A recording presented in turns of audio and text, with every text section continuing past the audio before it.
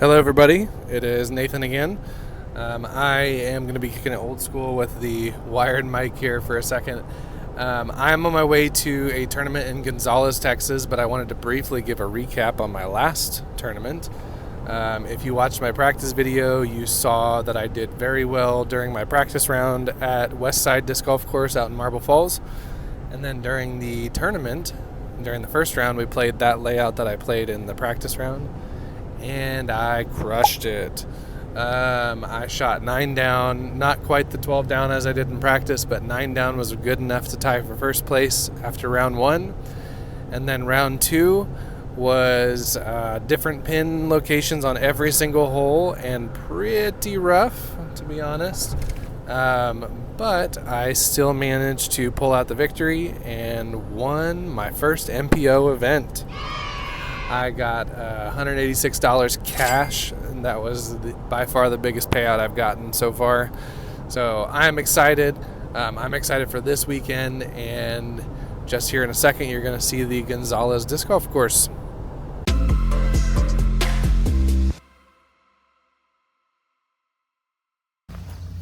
So I just was trying to play hole 1, and the mowers came up to me and said that they're trying their hardest to get it all mowed before tomorrow, but they're not sure that they will. So I told them I'm going to go over to 9A.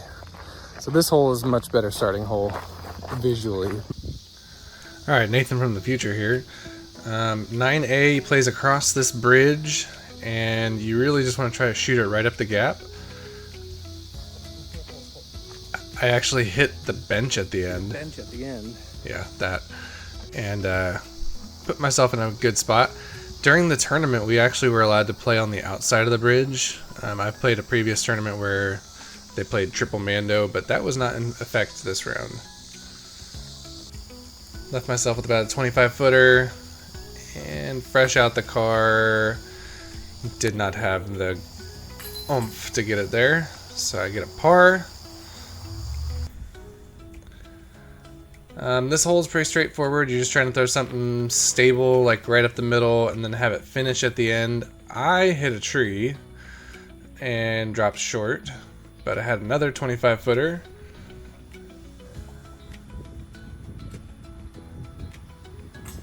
And had too much oomph, so not super impressed so far with myself. This hole looks like it's wide open on the left side of this dead tree in the middle, but it is definitely not. There's a branch that's hanging down that you have to either go under or find a way through. I just kind of find a way through. I hit a tree at the end, but put myself like just outside circle. Missed the putt, and then the second putt was cash money, but that one doesn't count, so we take another par. This hole is uphill. It's you can kind of tell on camera it's uphill, but I'm trying to throw something under stable mid, or like less than stable mid. Not an ace, but it's under the pin. City guys definitely did not mow on this backside. It's pretty scrappy. It's gonna be I don't know, you can't count on the ground tomorrow, I guess. But I think this hole usually plays as an island, so it's I don't know if they're playing the island or not, but if they are, it's good grass for the island. Dun da da dun. Lefty putt. 2 lefty putts. I start talking a little bit more in the past here, so I'll stop talking in the future a little bit more. But this is a hole that is pretty straightforward, just it's not pinning out of an ace, but it's pretty close. Uphill. Oi, we got a feral cat. Bye, Mr. Cat. Bye. So you have options uphill. A lot of people took the side forehand route. Almost. I took the backhand route and parked it. See, I vaguely remember this hole, but there's another basket back there. I don't know if they added a new hole. They did not. or if I'm forgetting a hole, but I definitely just saw 15's basket over here. I did. So I'm on 14. Yep. That's 15. Yep. I don't know what that bright yellow basket is. It's 14A. Crush it. Just crush it uphill. This is like 440 feet uphill. It is a hope and a dream for me to get it there. Missed the putt. Wasn't really expecting to make it. And then comebackers, nice tap in. Par is it's the score. It's not a good score. It's just the score. This is 14A. We actually didn't play this during the tournament. I think it's just because it didn't have a tee pad, but it's actually a very easy birdie.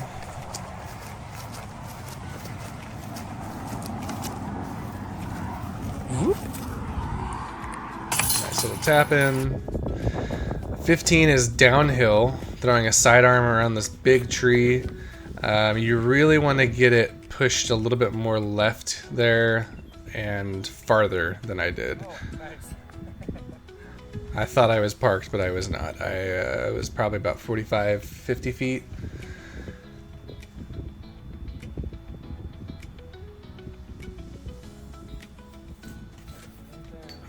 And then, yeah.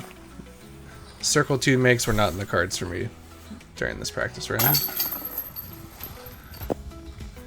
This one is a course par 5 downhill. We're going down to the right a little bit and then back to the left. During the tournament, it actually played as a par 4, so I'm playing the course pars when I do this one. Oh, it almost turned into a roller. So bad. It did turn into a roller.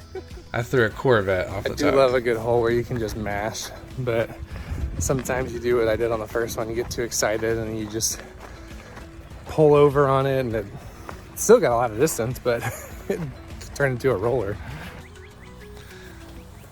And then the upshot is not the greatest, not the worst. I'm shooting for eagle. Moments like that just make me want to bash my head in. This is a 910 foot hole, and MPO players should be aiming for eagle with it being so downhill. Yes, this is where I explained that it was not an eagle because it was a par 4. And that was just so bad. But for the practice round, I am playing it as a par 5. So this is my third shot, putting myself in position to get a birdie. And hit that. Barely. There's these beautiful trees all throughout the property, just like that. 17's this tunnel shot here. You really do only have the middle tunnel, but I saw a lot of people go on the outside and actually make it. Just with the tall grass, I wasn't expecting any skips, so I just threw it up the middle. Put myself in a great position under a tree branch and hit a nasty putt. Hole 18 is a nice par 4 with options.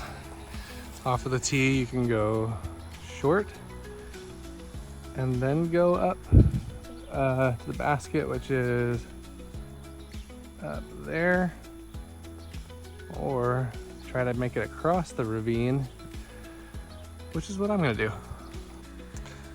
Sorry about the handle here.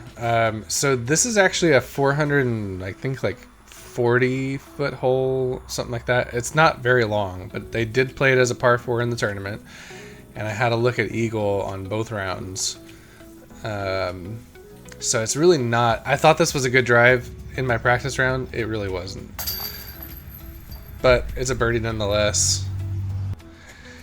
And after 9 holes, I was pretty exhausted, so these shots are going to get a little bit lazier.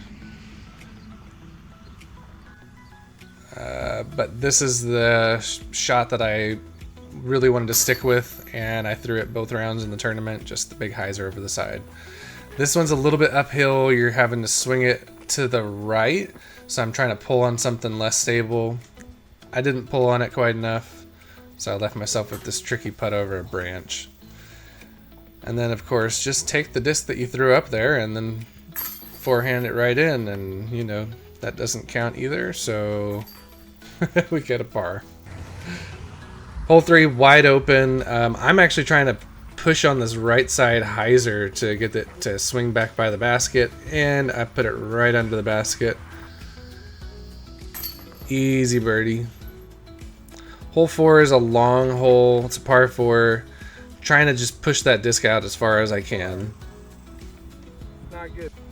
It wasn't great, but it left me with this shot. I'm throwing a forehand into this green. Now I am throwing right into this tree, and you'll see in a second why. The basket is actually just under this live oak with the branches, the limbs, everything coming around it, and they maintain it under there, but it's just completely enclosed. So there's really only one way to access the green, and it's either go through or possibly under the branches, but you really want to go through. This is straightforward stall hyzer shot around this tree at the end, except I hit the tree and left myself with a circle 2 putt. I noticed during our round that this basket, the cage is actually much lower than a normal cage, and so if you hit low, you actually can still mess up your putt. This is a very easy forehand. You're just trying to push over on something stable, and I did not push over on it at all with my Zone OS. So bad. It is very, very bad. So I'm just chopping a little forehand up. I'm gonna give myself about a 15-20 footer and cash that putt. Do you see the pink disc on the ground there? I actually did throw that as my second shot just to see if it was better, and it was. So I think I tried it during the round. This is a very gimmicky hole. You're just throwing up this tunnel, very low ceiling. Par is the score. It's a bonus birdie. And then just the easy upshot, get out of the anthill, and tap in the par. Hole 8 is where it really started to get hot. So I take my alpha and I throw it flat.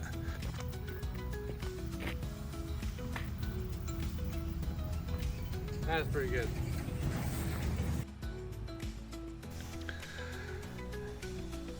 And then leave myself with about a 25-foot putt. And you know what they say, if you miss with your putter, just putt with your driver and it's cash money. But in this world, those don't count. So we've got to make the putt for par. Hole 9 is another par 5 on the course, but in reality it's a par 4 on the tournament. So I'm trying to pull something a little bit to the right, try to get into a landing spot on the right, and I don't because it fades out. My phone is getting very hot at this point. Take a forehand free tail and hit a tree. So I just move up about 50 feet. Throw another forehand, very lazy. Yeah, not the best hole for me. Well, and that's what happens when you get too tired and give up on the round. So hopefully this upshot will be able to save my par. Man, exhausted. Don't know if that bodes well for tomorrow.